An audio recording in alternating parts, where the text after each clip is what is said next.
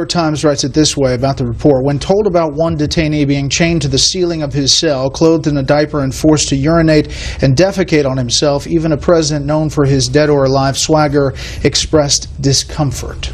True? I don't have any idea. I've never heard of such a thing.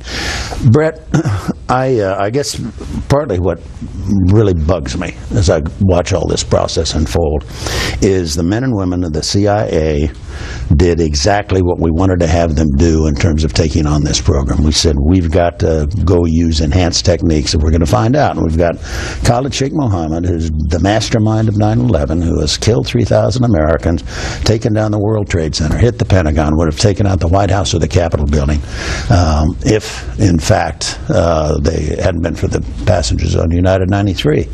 He is in our possession. We know he's the architect. And what are we supposed to do? Kiss him on both cheeks and say, please, please, tell us what you know? Of course not.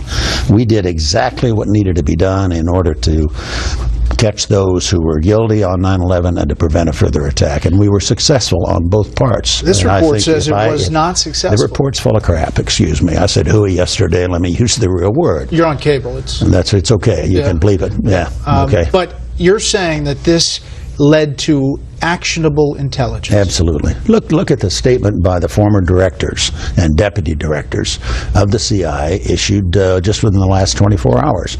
It did, in fact, produce actionable intelligence that was vital in the success of keeping the country safe from further attacks. Mr. Vice President, some of the tactics, though, described in this report are horrifying. I mean, is there anything that U.S. officials, interrogators, are alleged to have done that you would consider torture? I don't know all the allegations that are out there. Torture was something we very carefully avoided. One of the reasons we went to the Justice Department on the program was because we wanted them to tell us where's the line legally between what's acceptable and what isn't, and they did. That's what came forth in the legal opinion that we got before proceeding with the program, Brett. This is in terms of there being some problems in the program. There may well have been, but I don't think they represented that the Senate report represents the truth of what actually happened.